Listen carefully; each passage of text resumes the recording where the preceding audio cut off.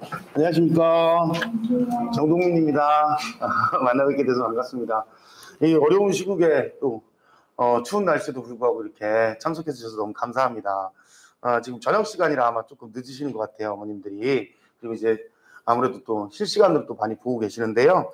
우리 고2 올라가는 친구들이잖아요. 그래서 제가 이제 설명회를 이렇게 준비를 했는데요. 매번 그 설명회 때마다 제가 말씀을 드립니다. 그 앞에 이게 보시면 이게 저희 학원 굿즈예요.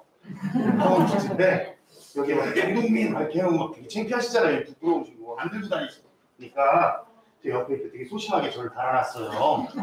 요것조차 창피하시면 이렇게 가위로 싹 자르시면 아무 티가 안 납니다. 여기 안에 이제 그 글쎄사 담요 그리고 이제 텀블러 이거 온도 표시되는 좋은 거예요. 그리고 이제 달력하고 이렇게 넣어놨는데요. 그 매번 설명회 때마다 드리는 말씀이지만 이 굿즈만 가져가시고 이 자료집을 놓고 가시는 어머님들이 계세요. 저희가 지금 또 이제 1시간 반 정도, 1시간 20분 정도를 설명을 드리는데 이거 놓고 가시면 아무 의미가 없습니다. 댁에 가셔서 이게 제가 항상 아이들 가르칠 때도 하는 얘기지만 예습도 중요하지만 선행학습도 중요하지만 복습도 진짜 중요합니다. 댁에 가셔서 한 번만 다시 읽어보시면 큰 도움이 되실 거라고 생각을 하고요. 꼭 가져가셨으면 좋겠고요. 저희 이제 지금 1학년 친구들 지금 이 순간에도 불철주야 노심초사하면서 열심히 아이들을 가르치고 있는 선생님들을 제가 한 분 한 분 소개시켜 드릴 거예요. 마치 800명 계신 것처럼 큰 박수와 격려를 부탁드리도록 하겠습니다. 들어오세요. 네.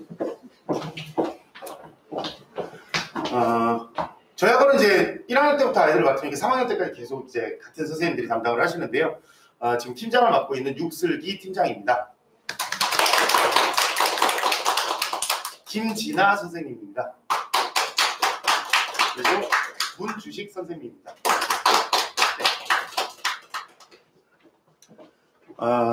아무쪼록 유익한 시간이 되셨으면 좋겠고요. 이따 설명 끝나고도 선생님들이 계시니까 혹시 개별적인 질문이 필요하시거나 상담이 필요하시면 그냥 가지 마시고 오신 김에 상담까지 다 갖고 가셨으면 좋겠고요. 추운데 있다가 이렇게 따뜻한 데 갑자기 들어오면 아무래도 좀 피곤해요. 어머니. 또 오늘 또 직장도 다녀오신 분도 계실 거고 지금 주무시면 아이가 수능날 잡니다. 네, 그러니까 조금만 집중력을 발휘해서 좀 집중을 하셔서 들어주시면 감사하겠습니다. 시작해 보도록 하겠습니다. 감사합니다. 오시느라고 고생 많으셨죠. 날씨가 며칠 전부터 좀 추워져서 아무튼 감사합니다. 와주셔서. 혹시 작년에 저희가 이제 설명했는데 작년 설명에 오셨던 분 혹시 계신가요? 작년 설명에.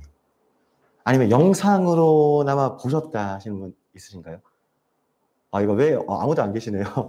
저희 자료 보셔서 알겠지만 총 5부로 되어 있어요. 5부로 되어 있고 이제 요 1부와 2부는 저번 작년에 했던 1학년 설명이랑 같은 내용입니다. 그러니까 학년은 올라가지만 뭐 중요한 부분 아니면 가장 기본적인 부분이 변하는 건 아니니까 그래서 저번이랑 내용이 겹치기 때문에 한번 말씀을 드린 건데 뭐 안 계시다고 하니까 이 부분도 좀 자세하게 설명해 드려야 되겠고 그다음에 이제 이런 순으로 이제 뭐 3부 아니면 4부 넘어가서는 앞으로 뭐 이번 수능이 어땠다 아니면 뭐 국어 관련해서 이제 이런 질문을 많이 하시는데 이런 부분은 뭐 이렇다 뭐 이렇게 요 순서에 맞춰서 일단은 설명을 드리도록 하겠습니다. 일단은 대입 관련 기본 지식이라고 할 만한 것도 먼저 말씀드릴게요. 이거는 뭐 다 아시는 내용일 수도 있는데 일단 가장 기본적인 지식부터 말씀드리면 우리 학생들이 대학교 가게 되는 방법은 크게 둘로 나눌 수 있죠. 수시와 정시가 있다는 건 다 알고 계실 텐데 일단 수시는 6개 대학 지원 가능하고 그 다음에 이제 학생부 종합 그리고 학생부 교과 이렇게 두 종류로 나눌 수가 있어요. 학생부 종합을 정성평가라고 하고 그리고 학생부 교과를 정량평가라고 부르는데 일단 이 정량평가부터 말씀을 드리면 정량평가는 그냥 어떤 숫자가 객관적으로 확인할 수 있는 그 숫자가 곧 학생의 어떤 능력을 학생을 평가하는 어떤 기준이 되는 겁니다.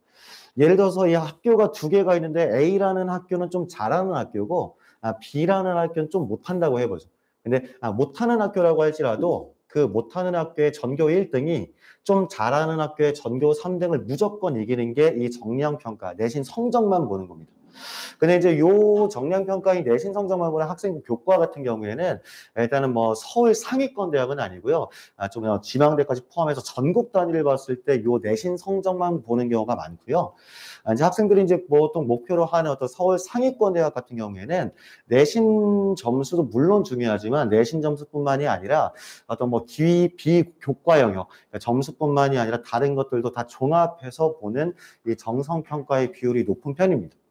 그래서 수시에는 정성평가가 있고 정량평가가 있는데 서울 상위권 대학은 정성평가의 비율이 높은데 요게 이제 2024학년도 학생부에 많은 변화가 있을 거고 어떤 변화가 있을지는 이제 이따 자세하게 말씀드리도록 할게요. 우리 학생들은 2024학년도 학생들이에요. 24년에 대학교 1학년생이 되는 거니까. 그래서 뭐 교육부 어떤 뭐 정책 발표라던가 아니면 뭐 뉴스 같은 거, 신문 같은 거 보셨을 때 24학년도라고 나오면 그게 우리 학생들에 해당되는 겁니다. 그래서 24년에 대학교 1학년이 되는 거니까. 자, 기본적으로 이제 뭐 수시가 있고 정시가 있는데 정시는 세계대학 지원이 가능하고 수능 성적으로 이제 대학을 가게 되는 건데 현재 우리 학생들한테 매우 중요한 건 이겁니다. 왜냐하면 정시 모집 비율이 엄청 늘어나요. 정시 모집 비율은 이제 수능으로 대학 가는 건 원래 몇 년 전까지만 하더라도 적게는 20%, 그리고 좀 많게는 30% 이렇게 한 20-30% 정도는 이제 학생들을 뽑았는데 일단 교육부에서는 정시 비중을 늘리려고 계획했고 이미 우리 학생들은 정시 비율, 모집 인원이 늘어난 상태에서 이제 대학을 가야 되는 거기 때문에 수능이 뭐 안 그래도 중요했지만 우리 학생들한테 있어서는 이 수능이 더 중요해진 상황입니다. 그래서 그것도 이따 말씀을 드리도록 하겠습니다. 그래서 일단 기본적으로 대입 전형 수시와 정시, 수시는 학생부 종합이 있고 학생부 교과가 있는데 우리 학생들 보통 서울 상위권 대학을 목표로 한다면 아무래도 이 내신 성적만 보는 학생부 교과보다는 학생부 종합에 신경 써야 되겠고 그 다음에 수능은 안 그래도 중요했지만 더 중요해진 시대가 되었다라고 알아두시면 되겠습니다. 자, 수능 성적표는 이렇게 생겼어요. 수능 성적표는 이렇게 생겼고 원점수는 안 나옵니다. 그러니까 보통 이제 학생들이 이제 너 몇 점 맞았냐라고 물어봤을 때 나 국어 100점이야 아니면 뭐 95점이야라고 보통 얘기하는 게 원점수인데 수능 성적표는 원점수가 안 나와 있어요. 그래서 표준 점수가 나와 있고 백분위가 나와 있고 이제 등급만 나와 있고요. 특히 여기 한국사, 그다음에 영어, 그리고 제2외 국어 한문 요 영역은 표준 점수와 백분위 마저도 안 나와 있죠. 이건 혹시 왜 그런지 아시나요? 그래서 절대평가 영역이니까. 그래서 이제 이런 부분 한국사나 영어, 제2외 국어 한문 같은 경우 어떤 절대평가 영역은 여기 안 나옵니다. 일단 원점수에 대해서 조금만 더 말씀드리면 원점수는 그냥 그 학생이 맞은 점수, 보통 너 몇 점이냐라고 물어봤을 때 대답하는 점수가 원점수라고 생각하시면 되겠고 이건 절대평가 등급에 쓰이는 거고 수능 성적표에는 앞에서 확인했던 이건 기재되는 것은 아닙니다. 그래서 이제 각 영역별로 각 과목별로 몇 점 만점이냐 확인하시면 되겠고요. 절대평가 세 과목은 원점수가 표준 점수 100분이 맞아도 표시되지 않는다. 수능 성적표에는. 그리고 표준 점수와 백분위에 대해서 일단 말씀드리면 수능 성적표에 기재되는 이 표준 점수는 일단은 뭐 정의부터 한번 읽어보면 원점수가 평균으로부터 얼마나 떨어져 있는가를 기준으로 조정한 점수이긴 한데 이 표준 점수를 산정하는 건 조금 계산이 좀 복잡할 수 있어요. 그래서 이제 계산하는 법까지 이제 어머님들 아실 필요는 없는 거고요. 아무튼 이 표준 점수라고 하는 건 정시에 쓰이는 건데 그러니까 수능 보고 대학 가는 정시에 쓰이는 건데 시험이 어려울수록 또는 자기 점수가 평균보다 높을수록 그 과목의 이 표준 점수가 높아지는 겁니다. 그래서 시험이 어려울수록 평균보다 자기 점수가 높을수록 표준 점수는 높다. 그리고 백분위는 이제 상위 몇 %냐를 따지는 게 이제 백분위가 되는 건데요. 밑에 이렇게 빨간 글씨로 되어 있는 거 있죠. 학교에 따라서 뭐 정시에서 뭐 표준 점수를 보는가 아니면 백분위를 보는 거는 학교에 따라서 다른데 아무튼 뭐 뭘 보든 간에 일단 시험을 잘 보고 볼 일이다 하는 건 똑같은 일이고 그리고 여기 다른 건 몰라도 요거는 꼭 기억해 주셔야 돼요. 학생의 성적 발전 추이는 백분위의 변화로 측정한다. 우리 학생들이 이제 1학년 올라와서 고등학교 입학해서 모의고사를 2번 봤죠. 6월 모의고사 그리고 11월 모의고사 2번 봤을 텐데 어머님께서는 이제 뭐 점수 그다음에 등급 요것만 확인하셨을 가능성이 높아 보입니다. 같이 뭘 봐주셔야 되냐면은 백분위도 같이 봐주셔야 돼요. 백분위도. 그러니까 만약에 이 성적표에 백분위가 98%다 이렇게 돼 있으면은 자기는 100명 중에 상위 2% 안에 들었다는 것 매우 잘했다는 거죠. 그래서 1등급인 그리고 이제 이건 상위 31%다. 그렇게 잘한 건 아니고 등급으로 따지면 4등급 이렇게 얘기할 수 있는 건데 만약에 자기가 2등급이다. 근데 2등급이라고 해도 같은 2등급은 아니겠죠. 만약에 자기가 상위 5%다. 그래도 2등급입니다. 상위 7%다. 그래도 2등급. 상위 10%다. 그래도 2등급. 그래서 백분위를 보셔야 학생 성적이 올라가고 있는가 떨어지고 있는가를 좀 더 자세하게 좀 정확하게 파악하실 수 있는 겁니다. 만약에 이번 시험 2등급 나왔다. 근데 상위 10%였다. 다음 시험 2등급 나왔다. 상위 7%였다. 다음 시험도 2등급 나왔다. 근데 상위 5%다. 그럼 등급은 2등급, 2등급, 2등급 등급을 유지하는 것처럼 보이나 이 학생은 성적이 점점 오르고 있는 거죠. 그 반대 똑같이 2등급이어도 성적이 떨어지고 있는 학생일 수도 있는 거고요. 그래서 이 백분위를 같이 보셔야 한다. 이거는 꼭 기억해 주셨으면 좋겠습니다. 절대평가 등급은 수시에 쓰이는 것, 또 이제 상대평가 등급도 수시에 쓰이는 것. 근데 여기 상대평가 등급 같은 경우에는 이제 밑에 누적 백분위를 보시면 상위 4%다 그러면 1등급, 상위 11% 안에 들었다 그러면 2등급, 상위 23% 안에 들었다 이제 3등급 이렇게 되는 건데 요 등급은 지금 수능 성적 등급을 말씀드리는 거거든요. 조금 이상한 점 혹시 느끼신 분은 안 계신가요? 여기 수시에 쓰임 수능 성적의 백분위 1등급, 2등급. 수능으로 대학을 가는 거는 수시인가요, 정시인가요? 정시죠. 근데 여기 수시에 쓰인다라고 나와 있는 건 아무리 내신 성적으로 대학을 간다고 해도 대학교 입장에서는 그냥 학교 성적만 좋다고 그것만 보고 뽑고 싶어 하지 않아요. 그러니까 최대한 뭔가 검증된 학생을 받고 싶어 하고 아무리 내신 성적이 좋아서 수시로 뽑는다고 할지라도 어느 정도 수능 성적은 보장이 된 학생들을 뽑고 싶기 때문에 수시로 합격생을 선발할 때는 최저 등급이 있죠. 그래서 수능을 완전 버리면 된다는 아니고요. 아무리 내신으로 대학을 간다고 할지라도 수능을 버리면 된다는 아니고요. 수능 성적은 어느 정도 나와야 하는 겁니다. 아무튼 그때 쓰이는 것이 이 상대평가 등급이 되는 겁니다. 관련 용어 몇 개만 말씀드릴게요. 관련 용어 몇 개만 말씀드리면 일단 수능을 출제하는 기관은 교육청이 아니라 한국교육과정평가원이라고 해서 줄여서 교과평 아니면 평가원 이렇게 부르기도 하는데 이 평가원에서 수능 문제를 출제하는 겁니다. 우리 학생들이 이제 1학년 고등학교 입학해서 모의고사 이제 학교에서 2번 봤잖아요. 그 학교에서 2번 본 모의고사는 평가원 모의고사는 아닙니다. 교육청에서 실시한 요 전국연합학력평가 줄여서 학평이라고 하는데 모평을 본 게 아니고 학평을 본 겁니다. 당연히 문제의 난이도, 문제의 어떤 질이나 문제의 수준을 생각해 보면은 이게 훨씬 권위 있는 문제고 이게 더 좋은 문제입니다. 왜냐하면 수능을 출제하는 기간이기 때문에. 그리고 교육청에서 출제하는 요 모의고사 학평은 최대한 수능이랑 비슷하게 내려고 하는 거예요. 그래서 우리 학생들 입장에서는 똑같은 모의고사라고 할지라도 이 학평도 물론 잘 봐야 되겠지만 일단 기본적으로 모평을 잘 봐야 되는 겁니다. 수능 출제하는 기관에서 문제를 낸 거기 때문에. 다만 1, 2학년 학생들은 모평이 없어요. 1, 2학년 학생들은 학평, 전국연합학력평가, 교육청에서 실시하는 그 시험만 보게 되는 거고요. 이 평가원에서 출제하는 모평은 6월 모의고사, 9월 모의고사 딱 2번밖에 없어요. 그래서 6월 모의고사, 9월 모의고사, 고3들과 아니면 뭐 재수생 대상으로 하는 고 모의고사를 3학년 때 보게 되는 거고요. 그래서 이제 1, 2학년 학생들은 이제 학평만 보게 되는 겁니다. 똑같은 모의고사가 아니라 이제 그 어머님들 뭐 다른 어머님들이랑 대화 나누실 때 그냥 이번에 애가 모의고사 본 거라고 하시는 것보다 이번에 학평이 아니 이번에 모평이라고 말씀하신다면 조금 더 좀 뭔가 좀 이렇게 아는 분이구나라는 입이 좀 줄 수 있겠죠. 아무튼 다 같은 모의고사 아니다. 학평 1, 2학년 때 보는 거 학평 그리고 3학년 때 비로소 모평을 보게 됩니다. 평가원 모의고사 그리고 그거를 잘 봐야 되는 거다라고 생각하시면 되겠습니다. 참고로 저희가 우리 재원생 어머님들도 계시죠. 우리가 1년 동안 정규 교재에서 사용한 모든 지문은 저 같은 경우는 이제 독서 수업을 하고 있는데 독서 수업에서 사용한 모든 지문은 다 모평 문제를 활용한 겁니다.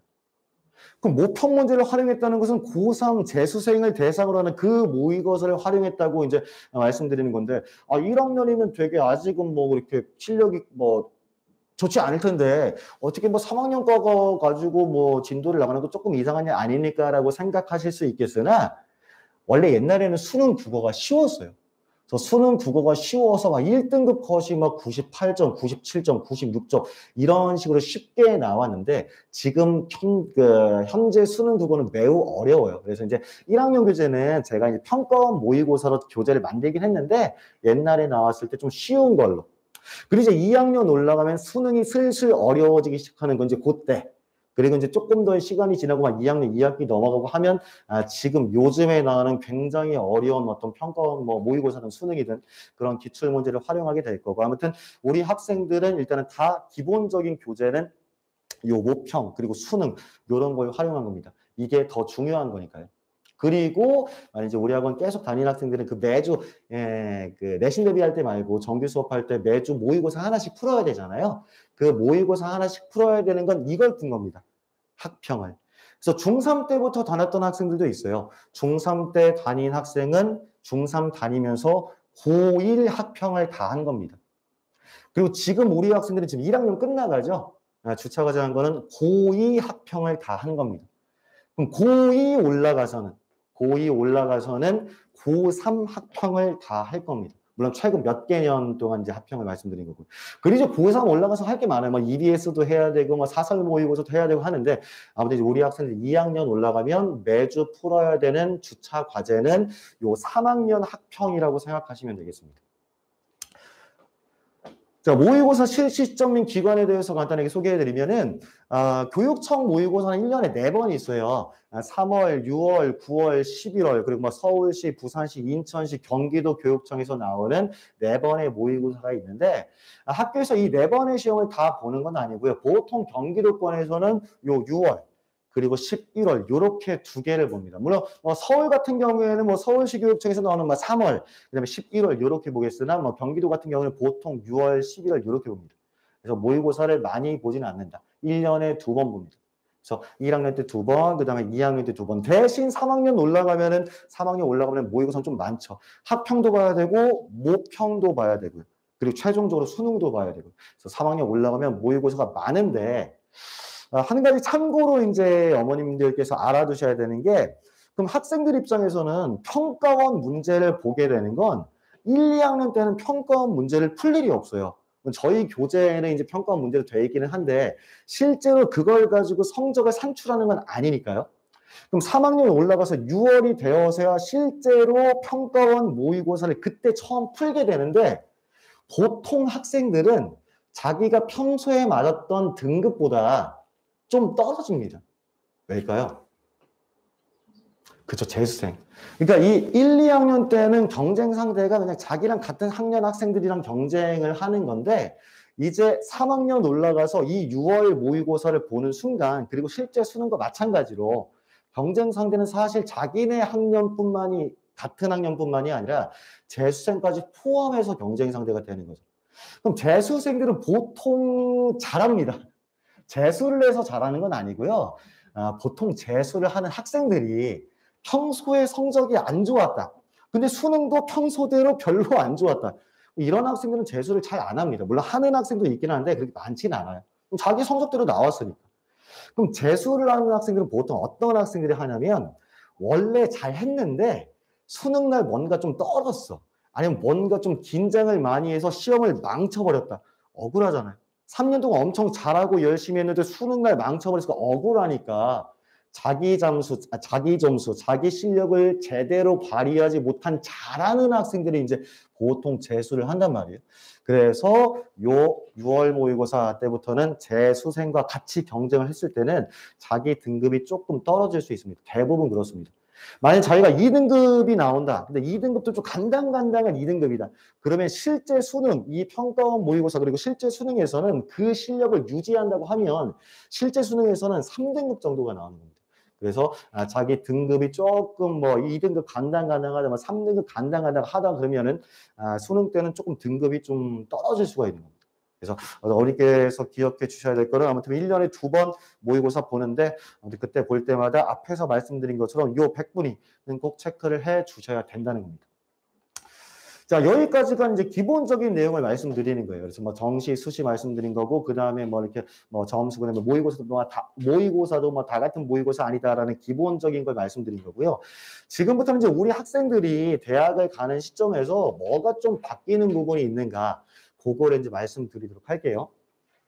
첫 번째는 정시 전형이 40% 이상으로 확대된다는 거예요.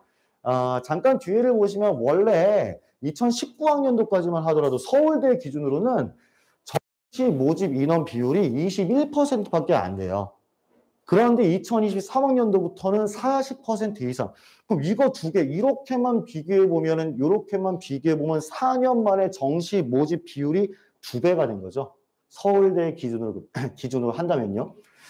2019학년도에는 좀 높은 학교가 있어봤자 막 한양대 이런 데는 30%이긴 한데 이런 학교들도 지금 이제 2023학년부터는 정시 비율이 이제 40% 이상이 된다는 것. 그래서 교육부에서 수능으로 대학을 가게 하는 정시의 무게를 많이 실어주고 있다는 것. 우리 학생들은 그래서 수능 대비 안 그래도 중요했으나 수능 대비를 더 철저하게 해야 된다는 것을 알아두시면 되겠고, 밑에 수시 2월까지 고려하면 정시의 실제 모집 비율은 50%에 가까워질 수 있다라고 나와 있죠. 수시 2월이 뭔지 그냥 쉽게 간단하게만 말씀드릴게요. 어떤 학생이 수시에 서울대도 넣고 연대도 넣었는데 둘 다 붙었어요. 어디를 갈지 고민되겠죠. 물론 뭐 행복한 고민이긴 할 텐데 어디를 할까 고민을 하거나 서울대 과가 약간 좀 낮은 과, 연세대 과는 약간 높은 과, 둘 중에 고민을 하다가 보통은 그래도 서울대를 많이 선택합니다. 보통은. 그럼 서울대에 갔으면 연대 입장에서는 한 명 뺏긴 거죠. 합격자로 분류를 했는데 한 명 뺏긴 거란 말이에요. 그 인원을 채우기 위해서 다시 2차, 3차 계속 수시로 인원을 모집하려고 하는데 그렇게 계속 해도 결국 대학교에서 목표로 한 인원을 다 못 채웁니다. 그래서 인원을 다 못 채우면 그 못 채운 인원만큼 뭘로 뽑아야 될까요? 이미 수시는 마감됐고. 그건 정시로 뽑아야 돼요. 그래서 수시 2월이라고 하는 건 원래 수시로 뽑으려고 한 인원을 다 못 채웠다. 그럼 그 인원만큼 그 인원도 정시로 뽑아야 하는 거다. 이게 수시 2월이 되겠고, 여기 보시면 연세대 같은 경우에는 이제 그 정시 모집 비율이 이제 43% 이렇게 나와 있잖아요. 그러면 약 7%에서 많게는 10%를 여기서 더해 주시면 돼요. 그러니까 실제로 연세대 같은 경우에는 정시로 거의 50%를 뽑게 되는 겁니다. 그래서 이 정시 수능으로 대학 가는 게 최대 전형이 된 겁니다. 그래서 수능은 안 그래도 중요했으나 더 중요해졌다. 수시 2월까지 고려하면 수능으로 대학을 가는 학생들이 최대 인원이 되는 거다라고 알아두시면 되겠습니다. 여기 40% 이상이라고 이제 나와 있긴 한데요. 다음에 이제 좀 더 구체적인 내용을 보시면 2023학년도, 그러니까 2023학년도 학생들은 현재 고2 학생들 기준이에요. 현재 고2. 우리 학생들 현재 고1 학생은 2024학년도를 생각하셔야 되는 건데, 여기 보시면 뭐 건국대부터 맨 마지막 한양까지 일단 기본적으로 정시 수능 위주는 40%를 찍었죠. 그래서 교육부에서 정시로 많이 뽑아라라고 이제 정책을 발표했기 때문에 그거에 맞춰가는 겁니다. 근데 그렇다고 해서 40% 이상으로 맞춰라라고 하니까 40%만 딱 맞췄네요. 거의 대부분. 뭐 50% 아니면 60% 이렇게 될 법도 한데 왜 40% 딱 맞췄거나 아니면 조금 넘어가냐면은 원래 대학교에서는 정시보다는 수시로 많이 뽑고 싶어 합니다.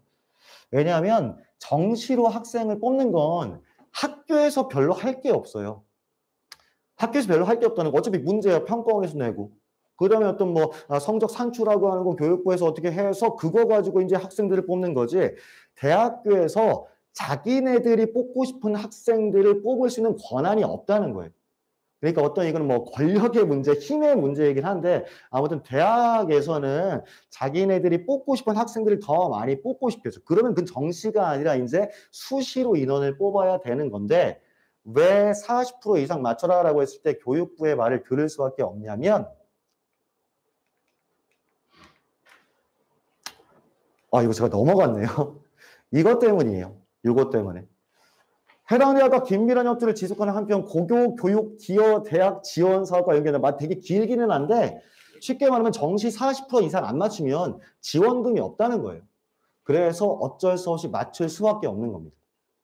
여기 잠깐 조금만 더 말씀드리면은 정시 수능 위주의 전형을 확대하는 목적이 있어요. 그러니까 교육부의 목적은 일단 학종과 논술 위주 전형으로 쏠리는 서울수재 16개 대학으로 16개 대학을 기준으로 수능 위주 전형, 즉 정시를 40% 이상 완성한다.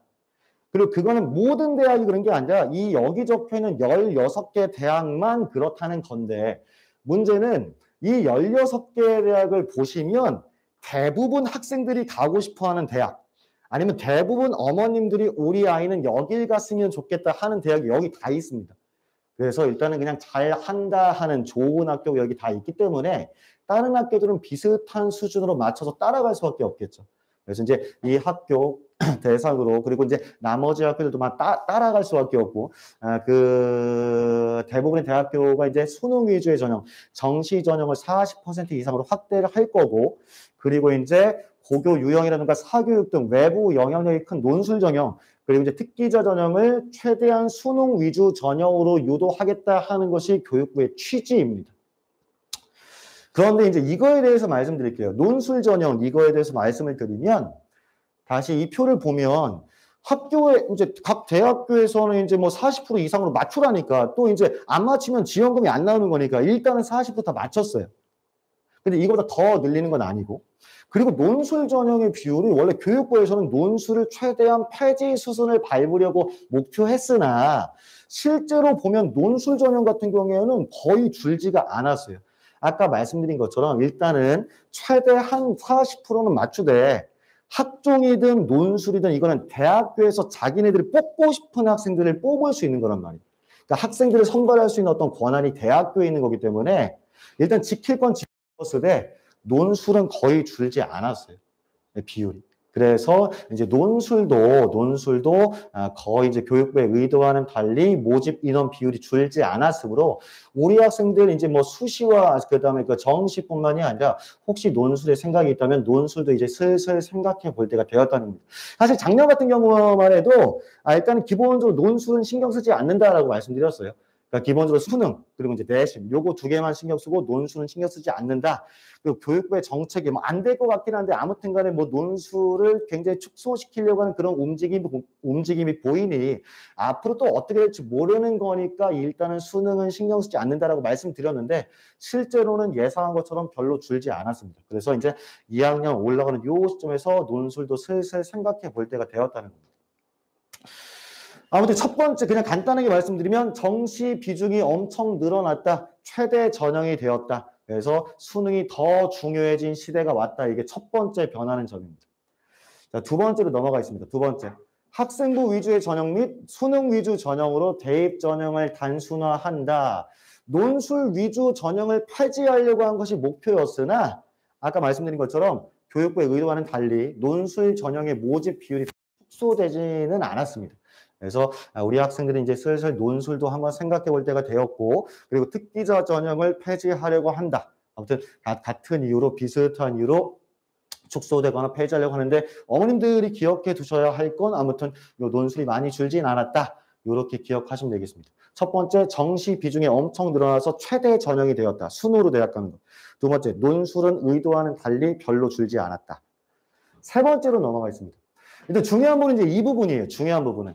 앞에 것도 물론 중요하지만 특히 이제 이 부분 굉장히 중요합니다. 세 번째, 정규 교육과정 외의 활동, 대입 반영을 폐지한다. 쉽게 말하면 학생부가 간소화된다는 건데 우리 학생들은 이거를 보셔야 돼요. 현중2. 왜 현중2를 보셔야 되냐면은 이게 2019년에 발표한 교육부 어떤 뭐 대입제도 공정성 강화 방안이거든요. 그러니까 우리 학생들은 그 2019년도 때 중2였죠. 중2였으니까 이 부분을 보셔야 되는 거예요. 그래서 여기 이 부분이나 이 부분 그리고 이쪽 우리 학생들이 해당하는 이 부분을 비교하면 뭐 무슨 뭐 미기재, 미반영 그 다음에 미반영, 미기재, 금지, 미기재, 미반영 뭔가 미반영하고 미기재한다는 말이 엄청 많죠. 학생부가 그만큼 간소화되고 있다는 거예요. 미기재랑 미반영의 차이점은 뭐냐면요. 미기재는 아예 학생부에 쓰지도 않는다.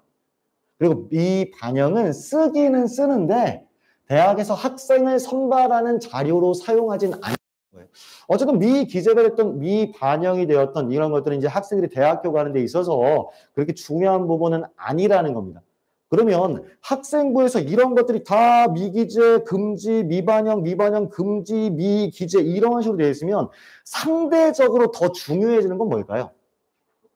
성적이죠, 성적. 내신 성적은 역시나 안 그래도 중요했지만 학생부가 간소화됨에 따라서 뭐 적을 게 없으니까 그럼 다시 이 교과 활동, 학생이 얼마나 시험을 잘 보고 내신 성적이 좋으냐 이게 안 그래도 중요했으나 더 중요해진다는 겁니다. 그래서 학생부 간소화 되게 많이 적을 게 없어졌다. 상대적으로 내신 성적이 더 중요한 시대가 되었다라는 겁니다.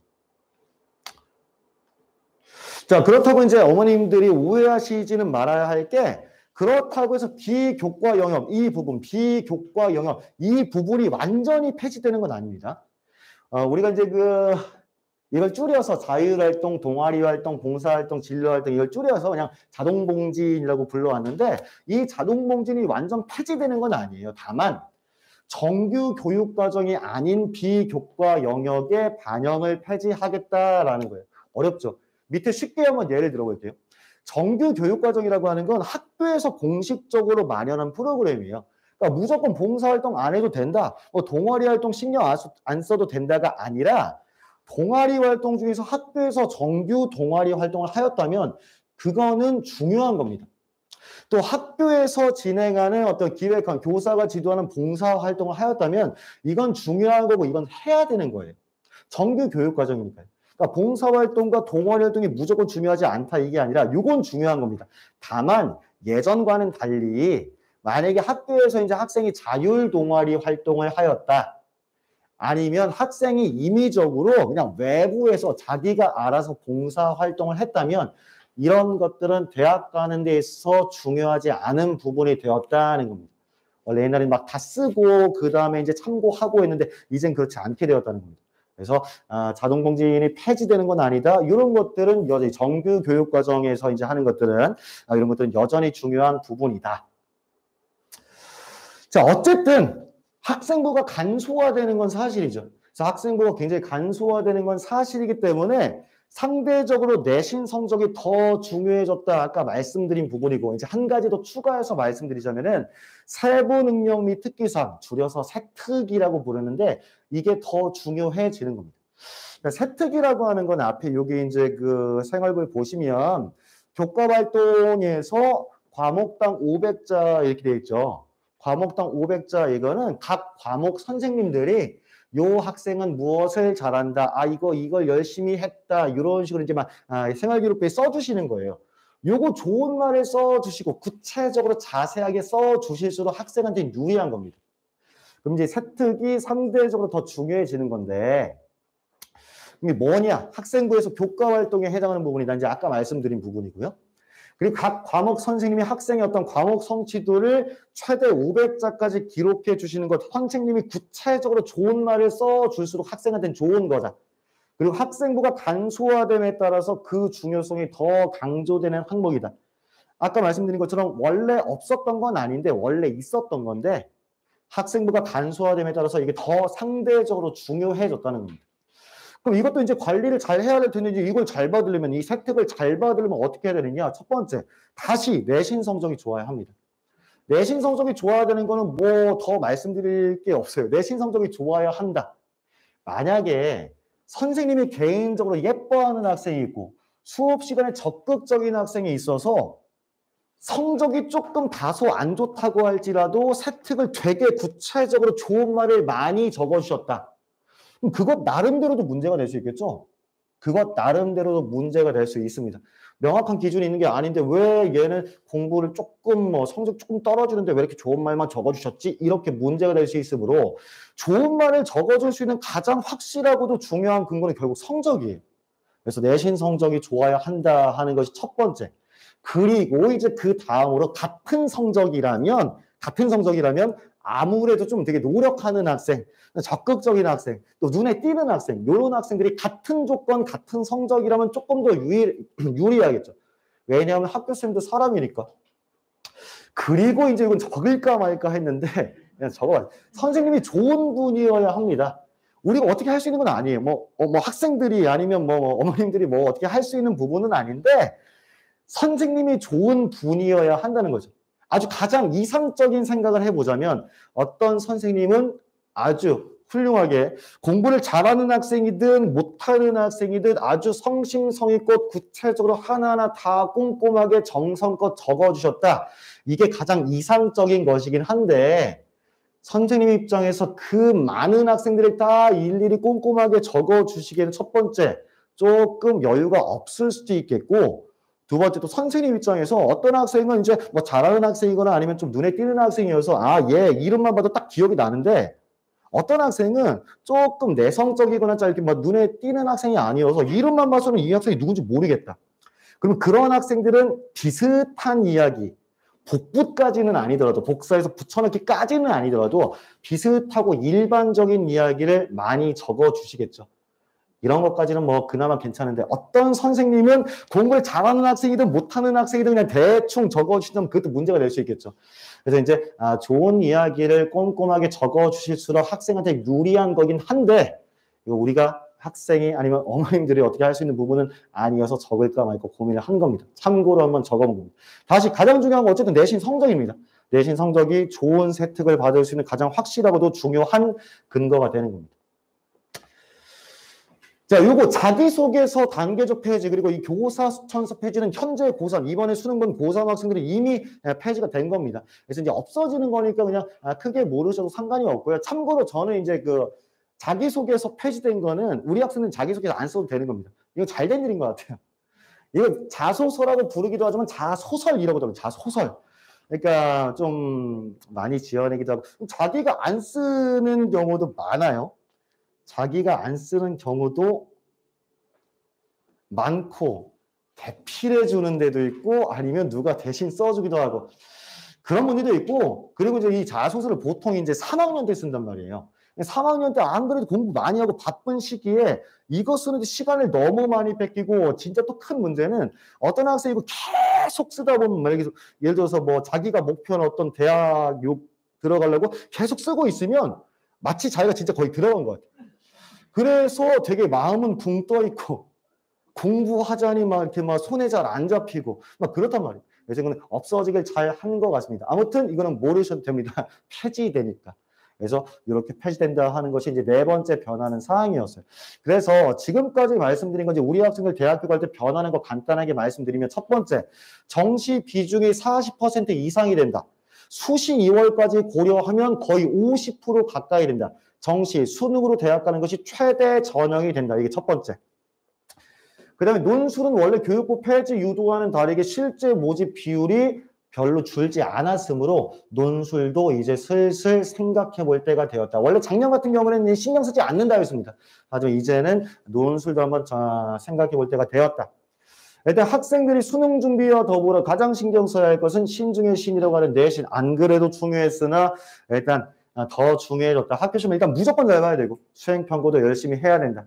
한편 학생부 간소화되면 정규 교육과정, 그러니까 학교에서 하는 정식 프로그램, 학교에서 하는 봉사활동, 학교 정규 동아리 이런 것들은 여전히 중요한 겁니다. 그래서 중요하니까 학교 프로그램에 적극적으로 참여할 필요가 있고 특히 이제 더 중요성이 강조될 세특 관리에 힘쓰다. 물론 그러려면은 아까 말씀드린 것처럼 성적이 좋아야 하고요. 같은 성적이라면 선생님과도 좋은 관계를 유지하는 게 좀 더 유리하다. 자소서 그리고 이 교사 추천서는 신경 쓸 필요가 없다. 왜? 폐지되니까. 좀 복잡하고 길게 느껴지실까 봐 좀 줄여봤습니다. 정시 비중 확대된다. 수능이 더 중요해진 시대. 그 다음에 언제나 중요성 강조되었던 내신 관리 힘쓴다. 그리고 논술도 이제 슬슬 관심 가져볼 때이다. 학교 프로그램에는 적극적으로 참여해야 되고 그 다음에 세특 관리를 위해서 공부 열심히 하고 일단 수능 학교 시험 잘 봐야 되고 선생님과 좋은 관계를 유지하면 더 좋다. 너무 길다. 그럼 좀 더 줄여보겠습니다. 학생이 현재 어느 고등학교를 다니든 간에 수능 준비를 철저히 하고 내신 관리에 힘쓴다. 이게 결론입니다. 만약에 결론부터 말씀드렸으면은 죄송 엉터리다라고 생각하셨을 거예요. 뭐 그런 얘기 나도 하겠다. 라고 하셨을 테지만 왜 제가 이제 결론으로 내는 게 이건지 혹시 이해가 되셨나요? 수능 정시 비중이 엄청 늘어났기 때문에 학생부 간소화됨에 따라서 내신 성적이 안 그래도 중요했는데 더 중요해졌기 때문에 그래서 결론은 이렇게 되는 겁니다. 자, 여기까지가 이제 어떤 부분에서 이제 대입하는 데 있어서 좀 어떤 부분이 바뀌는 점인가 이제 설명을 드린 거고요. 요거 지금 배터리가 아까 배터리가 다 됐다고 지금 그거 메시지가 떠서 요거 잠시 좀 처리 좀 하고 있습니다. 잠시만요.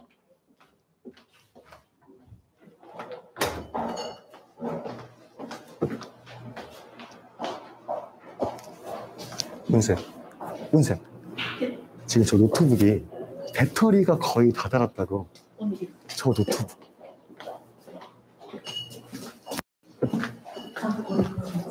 이거 노트북. 배터리가 거의 다 닳았다고. 버틸 수 있을까요?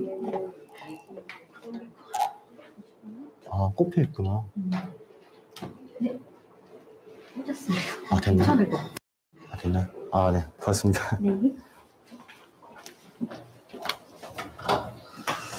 아, 됐습니다.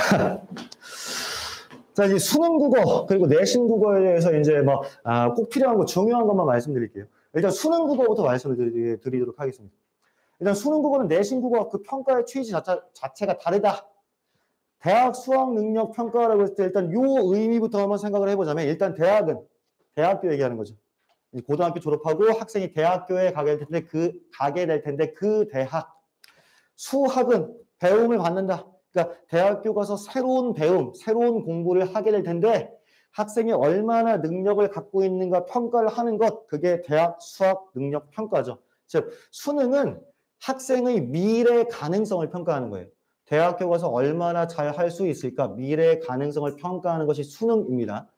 반대로 학교 시험은 미래 가능성보다는 이 학생이 몇 달 동안 학교 공부를 열심히 했느냐, 과거의 성실성을 평가하는 게 학교 시험이고요.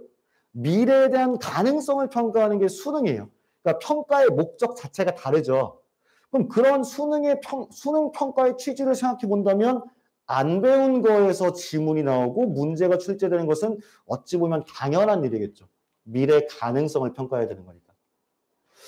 학생들이 수능 국어를 잘 보기 위해서 일단 중요한 건 어떤 낯선 지문이나 낯선 작품이 나올 텐데 어떤 낯선 글이, 지문이, 작품이 나온다고 할지라도 그걸 자기가 누가 알려주기 전에 스스로 독해하고 문제를 해결할 수 있는 어떤 능력을 마련하는 것, 스스로 분석도 해보고 하는 것, 그런 능력을 갖추어야 하는데 문제는 그런 능력이 하루아침에 뚝딱 생겨나는 건 아니라는 거죠. 일단 기본적으로 수능은 불친절합니다. 학교 시험 같은 경우는 시험범위 다 알려준 다음에 시험 보는 거잖아요. 요거 한다, 요거 중요하다. 그러니까 다 알려주고 하는 것이 학교 시험이라면 수능은 시험 범위가 따로 있는 게 아니죠. 그래서 이제 학생 입장에서는 그냥 낯선 작품, 낯선 지문 딱 나온 다음에 바로 즉석에서 읽고 문제를 풀라 하니까 좀 불친절하게 느껴질 수는 있겠죠. 하지만 결국 수능이라고 하는 건 미래 가능성을 평가하기 위한 그런 취지고 그러려면은 이렇게 낼 수밖에 없는 거겠죠. 결국 수능 국어를 준비하는 데 있어서 제일 중요한 건 뭐냐? 선생님이 뭔가를 가르쳐 주기 전에 자기가 먼저 어떤 낯선 작품이나 낯선 지문이 나온다고 할지라도 스스로 자기가 그 글을 읽어내고 이해하고 나름대로 분석해 보는 것, 이게 가장 중요한 부분이에요. 이게 이제 그 수능을 대비하는 학생이 가장 집요하게 파헤쳐야 될 부분이기도 하고요. 혼자 고민하는 시간이 많아야 수능을 잘 보는 겁니다. 그래서 이렇게까지 이제 말씀드리면 이제 이런 궁금증이 생기실 수 있겠죠. 그럴 거면 학원에 다닐 필요가 있나? 혼자 고민하는 시간이 제일 중요하다면 학원은 왜 다니는 건가? 라고 생각하실 수 있겠지만 당연히 필요하겠죠. 왜 필요하냐? 일주일 동안 나름대로 혼자 고민하고 분석하고 생각하고 그러는 게 굉장히 중요한 거긴 한데 자기가 분석하고 자기가 고민한 게 맞는 판단을 한 건지 틀린 판단을 한 건지 자체적으로 점검이 불가능하죠. 혹시 자체적으로 점검마저 가능한 학생이 있다면 그 학생이 이미 학생이 아니죠. 그냥 선생님과 동급이 되는 거죠. 근데 그런 학생들 거의 많지 않습니다가 아니라 보통 없습니다. 그래서 일단 레슨 같은 거라고 생각하시면 됩니다. 레슨 같은 거라고. 어떤 사람이 만약에 보컬 레슨을 받는다. 그럼 연습은 학원에 와서 하는 게 아니에요. 자기가 혼자 했을 때 하는 거죠. 또 실력은 언제 느는가? 학원에 와서 느는 게 아닙니다. 혼자 지독하게 혹독하게 본인이 혼자 연습했을 때 느는 거겠죠. 그러면 학원에 나와서는 자기가 일주일 동안 무엇을 고민했고 무엇을 읽었고 무엇을 분석했는가 그걸 같이 선생님과 수업하는 과정에서 점검하는 시간으로 써야 된다는 거예요. 그랬을 때 너는 이 부분을 잘했다. 이 부분은 이런 측면에서 조금 모자라지 않니? 앞으로 이런 부분을 조금 보완해야 하지 않겠니? 이걸 선생님이랑 한다는 거예요. 그래서 학원에 오는 것 자체가 실력이 느는 건 아닙니다. 특히 수능 같은 경우에. 수능 국어에 대해서 어떻게 선생님이 이제 올바른 이해를 하고 있는가, 학생들 어떻게 점검하고 또 이제 어떻게 올바른 방향을 제시할 수 있는가 하는 것이 어떤 뭐 학원 또는 선생님의 어떤 경쟁력이라고 할 수 있는 거겠고, 아무튼 혼자 고민하는 시간이 많아야 수능 국어를 잘 보는 거다. 다만 그 점검을 학원에 나와서 선생님과 같이 하는 거다. 요 교재, 요 사진은 수업이 끝난 학생의 교재가 아니에요. 수업 준비를 해온 겁니다. 수업이 끝난 책이 아니고요. 일단은 읽고, 나름대로 뭐 중요하다고 생각하는 부분에 막 동그라미 밑줄도 그어보고 각 문단별로 나름대로 분석도 해봤고, 문제 풀고 채점도 했고, 조금 글씨가 작아서 안 보이겠으나 숫자 적어놓은 거 있죠. 선택지 1번부터 5번까지, 동그라미 1번부터 5번까지 숫자 조그맣게 적어놓은 건 이거는 맞는 말이다. 왜? 지문의 몇 번 문장에 근거했기 때문이다. 이거는 틀린 말이다. 왜? 지문의 몇 번 문장에 근거했기 때문이다. 맞췄으면 맞았다 다 했다 난 잘하나 보다 끝이 아니라 이게 맞았으면 왜 맞았고 틀렸으면 왜 틀렸는가를 나름대로 분석을 해온 겁니다. 다만 이게 정확한 분석을 해온 건지 점검이 자체적으로 불가능하기 때문에 학원에 나와서 같이 얘기를 해봐야 되는 거죠. 얘를 수업 준비를 해온 거고요. 이것도 수업 준비를 해온 거고요. 그리고 이 상태에서 학원에 오면 선생님이랑 같이 이렇게 수업을 하게 되는 겁니다. 그래서 나는 이 지문을 올바로 완전 완벽하게 이해했다고 생각했는데 선생님이 설명을 듣다 보니까 요 부분은 내가 잘못 생각을 했구나. 아니면 나는 이 문제를 풀 때 맞췄어. 그리고 근거까지도 정확하게 파악했다고 생각했는데 선생님과 수업을 하다 보니까 내가 마련한 근거가 좀 빈약했구나. 라는 걸 같이 수업 시간에 점검하는 과정이 그 수업 내용이 되는 겁니다. 자, 한 가지 더 말씀드리고 싶은 건 학생들이 이제 이렇게 다 맞췄다. 다 맞췄다. 그럼 나는 되게 잘하나 보다 하고 넘어가는 경우가 있는데 한 가지 더 고민을 해봐야 하는 건 다 맞히긴 맞췄는데 이게 그냥 맞춘 문제인지 아니면 확실하게 맞힌 문제인지도 고민을 해봐야 된다는 거예요. 자, 일단 그냥 맞힌 문제부터 말씀드리면 일단 답이 쉬워서 맞췄다. 나머지가 왜 오답인지는 모르겠다. 이건 그냥 맞힌 겁니다. 아니면 1, 2, 3, 5번이 아니네. 4번이 답이다. 이것도 그냥 맞힌 겁니다. 확실하게 맞힌 건 1번은 지문 어디에 근거해서 1에서 맞은 거다. 4번은 왜 답이냐. 지문 무슨 말이 나와 있기 때문에 그래서 답이 4번이다 라고 해야 되는 거지. 1, 2, 3, 5번이 아니어서 4번이 답이다. 이건 수능을 접근하는 올바른 방식이 아닙니다. 자, 또 내가 알고 있는 배경 지식으로 문제를 풀어서 맞췄다. 어떤 비문학 독서 지문에 과학 관련된 내용이 나와 있는데 자기가 평소에 과학 공부를 열심히 해서 자기 배경 지식으로 그거를 풀어서 맞췄다. 맞힌 것 자체는 뭐 못한 건 아닌데 이건 자기가 국어 문제를 마치 무슨 문제 풀듯 푼 건가요? 자기가 갖고 있는 과학적 배경 지식을 이용하여 이걸 풀었다면 국어 문제를 과학 문제 풀듯이 푼 거죠. 그럼 만약에 수능 문제에 수능 지문에 자기가 미처 갖지 못한 배경 지식을 요구하는 지문이 나왔다면 풀 수 없겠네요.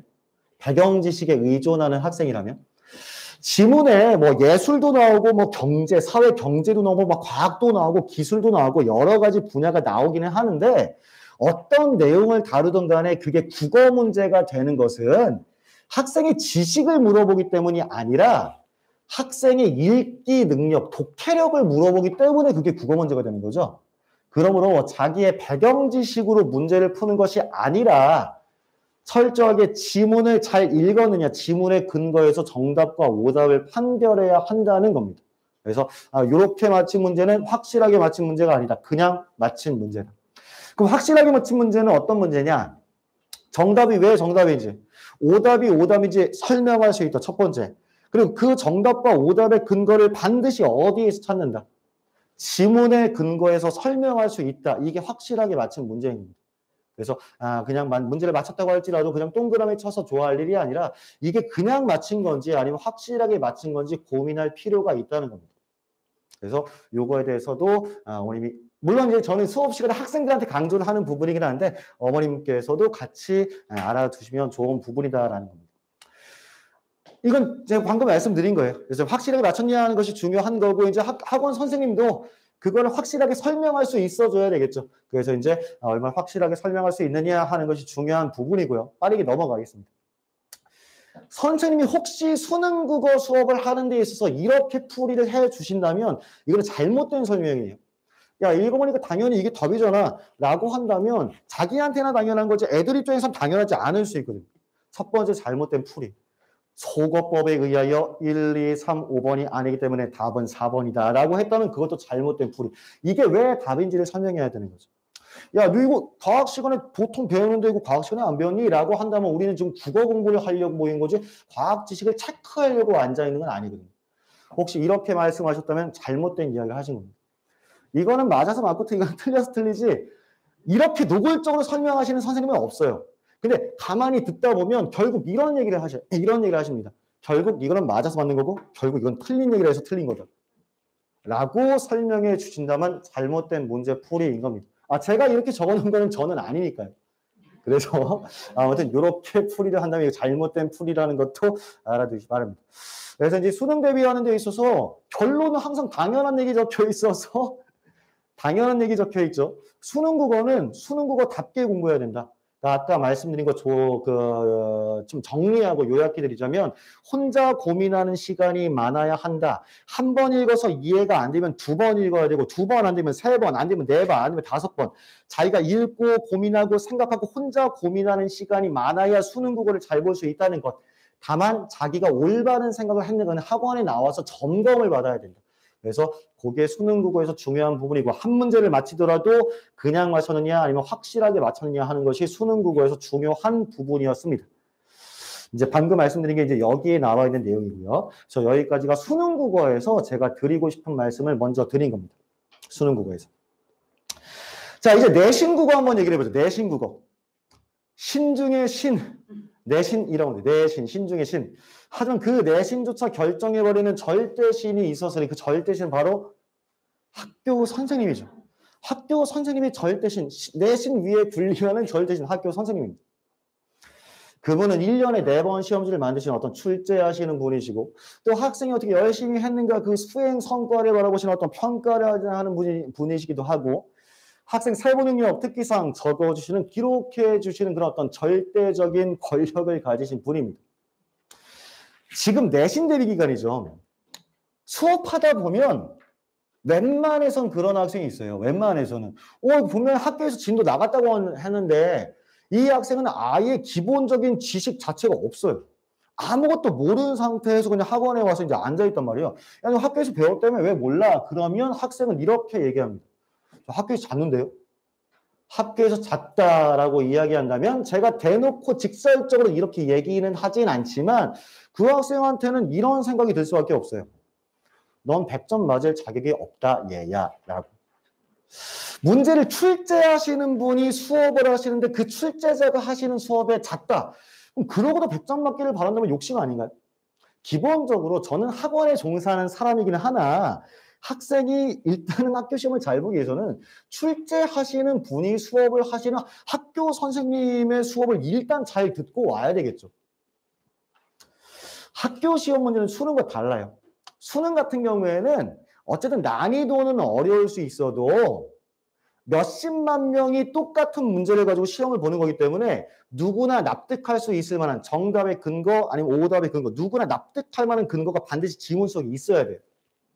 학교 시험 문제는 선생님의 어떤 개인적인 관점이 묻어나는 그런 문제가 출제될 수도 있습니다. 이건 국어라는 과목의 특징이기도 한 건데 수학 같은 경우에는 어떤 관점을 갖고 있느냐를 얘기할 수 없는 게 어쨌든 정해진 답이 있는 거니까요. 근데 국어 같은 경우에는 이렇게 생각하면 이것도 답이 될 수 있겠고 저렇게 생각하면 저것도 답이 될 수 있겠고 라고 할 만한 여지가 분명히 있습니다. 물론 수능 문제는 절대 그렇게 나와선 안 되겠고 실제로 나오지도 않지만 개인의 관점이 드러나거나 그다음에 수업 시간에 강조해 주신 내용에 문제가 나오거나 아니면 교과서에는 안 나와 있는데 선생님이 안 나와 있는데 선생님이 따로 해 주신 부분에 얘기해 주신 부분에서 문제가 나올 수도 있어요. 개인의 관점 이거는 조금 이해를 돕기 위해서 한 가지 쉬운 예만 한번 들어볼게요. 그 어머님들이 다 아실 만한 작품, 김소월의 진달래꽃이라는 작품 다 아시죠? 나보기가 역겨워 가실 때는 말없이 고이 보내 드리오리다. 대부분의 참고서에서 이 작품의 주제는 이별로 인한 슬픔, 그리움, 이별의 정한 이렇게 나와 있습니다. 학교 선생님이 이걸 천천히 읽으시면서 나보기가 역겨워 가실 때에는 아직 안 갔다는 거네? 가실 때에는 if 그렇다면 만약에 간다면 말없이 고이 보내드리오리다. 만약에 떠난다고 한다면 말없이 고이 보내드리겠습니다. 아직 헤어진 거 아닌 거 아니냐. 그러면 아직 헤어지지 않았는데도 이러한 이야기를 할 수 있다는 건 둘 사이가 매우 돈독하고 사랑이 무르익었기 때문에 이런 얘기가 가능한 게 아니냐. 남녀 커플이 되게 사이가 안 좋다. 그 상황에서 나 떠난다고 하면 보내줄 거야. 그럼 싸우자는 얘기죠. 근데 나 떠나면 어떻게 할 거야? 가. 놔줄게. 고이 보내드릴게 라는 얘기가 가능하다는 건 이 두 남녀 간의 사랑이 매우 무르익었다는 증거 아니겠니? 라고 한다면 이것도 나름 설득력이 있나 없나요? 설득력이 있죠. 그리고 학교 선생님이 그렇게 말씀해 주시고 그렇게 가르쳐 주셨으면 이 작품의 주제는 이별의 정한이 아니라 사랑하는 자들의 행복감이 되는 겁니다. 주제가 완전 바뀌었네요. 어떤 관점을 갖고 있느냐에 따라서. 물론 이 관점의 문제를 설명드리기 위해서 제가 좀 극단적인 예를 든 것이긴 하나 아무튼 그런 문제가 출제될 수 있다는 겁니다. 혹시 자녀분이 양명여고 다닌다 혹시 있으신가요? 안 계시네요. 이번 중간고사 양명여고 2번 문제는 저는 개인적으로 이게 너무 간 거 아닌가? 전 납득이 안 갑니다. 저는 이렇게까지 얘기할 수 있는 건가라고 저는 납득이 안 가지만 어쨌든 학교 선생님 말을 들어야 되는 거죠. 왜냐하면 절대신이니까. 그래서 제가 문제를 내는 게 아니라 학교 쌤이 내는 거니까 일단 그걸 들어야 되는 거겠죠. 그래서 아무튼 학교 시험 문제는 그런 문제가 나올 수가 있기 때문에 그런 점에 주의를 해 주어야 한다는 겁니다. 그래서 수업 시간에 학교 선생님이 어떤 점을 강조해 주시는가 아니면 어떤 부분에 대해서 어떤 관점을 갖고 계시는가 또 어떤 문제가 살짝 나올지 흘려주시는 경우도 있어요. 이거 좀 나오지 않을까 하면서 말을 얼버무렸다. 그럼 나온다는 얘기가 될 수도 있겠죠. 아무튼 이런 부분 중간중간에 수업 시간에 선생님이 말씀해 주실 수 있으니 이런 이야기를 하실 때 자고 있다면 100점은 기대하기 어렵겠죠. 그래서 이런 부분 특히 학생이 집중해서 학교에서 할 건 하고 와야 됩니다. 그래서 일단 학교에서 할 건 하고 와라. 학교 수업에 집중하고 학교 선생님이 어떤 부분을 강조해 주시고 어떤 관점을 갖고 계시는지 그걸 먼저 확실하게 파악해서 일단 학원에 오면 그 다음에 학원에서도 우리 선생님들도 우리가 해야 할 걸 하겠다. 내신을 잘 보기 위해서는 양측이 해야 할 일을 다 잘해야 되는 겁니다. 학생이 해야 할 일, 학교 수업에 충실해 갖고 오는 일, 그걸 잘해야 되겠고 그리고 그 상태에서 오면 저희가 해야 할 일, 충분한 문제자를 제공하고 그다음에 학생이 안 가는 부분 다시 질문받고 계속 궁금증을 해소하고 그렇게 좀 꼼꼼하게 다시 얘기하고 하는 과정 이런 것들이 잘 조화를 이루었을 때 어떤 내신 해피엔딩이 나오는 겁니다. 그래서 이제 이런 점도 학생들뿐만이 아니라 이제 부모님들도 어머님들도 좀 알아두셔야 되는 부분이기 때문에 요거 강조해 드린 겁니다. 여기까지가 이제 수능 국어와 내신 국어에서 가장 제가 중요하다, 가장 기본이다라고 생각하는 부분을 말씀드린 겁니다. 자, 시간이 그럼 계획한 시간이 거의 다 됐습니다. 다만 3, 4분은 시간이 그렇게 많이 걸리진 않아요. 그래서 좀 빠르게 이제 좀 진행을 하도록 하겠습니다. 일단 이번에 이제 수능 보는 거 간단하게 말씀드릴게요. 일단은 여기 그 역대 한 최근 5개년간 등급 컷, 이번 수능 예상 등급 컷을 보시면 지금까지 역대 수능 중에서 가장 지옥 난이도였다. 불지옥 난이도였다라고 하는 건 19학년도 수능이에요. 그러니까 실제로 18년도에 시행한, 18년도 11월에 시행한 그 수능 1등급 컷이 84점. 엄청 어려웠어요. 그래서 이제 평가원에서도 뉴스 아니면 이렇게 신문 기사를 통해서 약간 사과 같은 멘트를 했습니다. 더 이상 이렇게까지 어렵게 되지는 않겠다. 그랬는데 이번 점수 예상 등급컷이 84점, 82점이 나왔네. 시험 문제를 실제로 보니까 그 정도까지는 아니에요. 그 정도까지는 아닌데 예상 등급컷은 매우 낮네요. 이건 왜 그런 거냐면 코로나 때문입니다. 코로나 때문에. 왜 현재 고3 학생들은 그 학생들도 불쌍하죠. 1학년 올라오자마자 코로나는 아니었는데 1학년 올라오자마자 1학년이니까 좀 슬렁슬렁했어요. 2학년 되면서 코로나가 터졌어요. 3학년 올라왔는데 코로나가 유지되고 있어요. 제대로 공부를 한 게 집중해서 한 게 없다고 생각해도 되겠죠. 이 학생 지금 올해 수능을 본 학생들은. 그래서 전체적인 어떤 그 학업 수준이 떨어진 겁니다. 그래서 이제 그렇게까지 불지옥, 물론 어렵긴 어려웠어요. 그렇게까지 여기에 뭐 비교할 만한 그런 어려운 수능은 아니었는데 실제 예상 등급컷은 좀 낮게 나온 겁니다. 그런 의미에서 이 상황이 빨리 저도 진정됐으면 좋겠어요. 우리 학생들 중3 때 코로나, 그냥 중3 때니까 일단은 뭐 그건 그렇다고 치고 고1 올해 좀 아쉬웠어요. 막 학교도 제대로 못 가고 가기도 하고 안 가기도 하고 온라인 수업 했다가 안 했다가 못 했다가 학원에서도 저희 학원에서 막 온라인 수업 했다가 못 했다가 좀 공부에 집중하기 조금 어려웠던 상황이었던 건 맞죠. 내년엔 조금 더 진정이 되고 빨리 정상화가 되었으면 좋겠는데 아무튼 빨리 그렇게 됐으면 좋겠네요. 아무튼 그러니까 이제 요 등급컷이 좀 낮은 거는 이제 고영향이라고 할 수 있겠고요. 총평을 한번 말씀드리면 일단은 공통 과목과 선택 과목으로 치른 최초의 시험입니다. 최초의 시험. 선택 과목 우리 학생들이 이제 한 2학년 2학기 때 이거 둘 중에 하나 뭐 선택할 거냐 학교에서 물어볼 거예요. 언어와 매체를 선택할 거니 아니면 화법과 작문을 선택할 거니. 이때 언어와 매체라고 하는 건 이 언어가 문법이에요. 문법. 둘 중에 뭘 선택해야 되는가 하는 거는 이제 이따 말씀드리도록 하고 아무튼 요 선택 과목이 생긴 최초의 시험 이게 첫 번째. 두 번째는 EBS 연계율이 70%에서 50%로 축소되기는 했는데 그래도 EBS는 매우 중요합니다. 축소된 결과가 다음 페이지 잠깐 넘어가면은 수능 완성에 이런 지문에서 연계되었다. 독서는.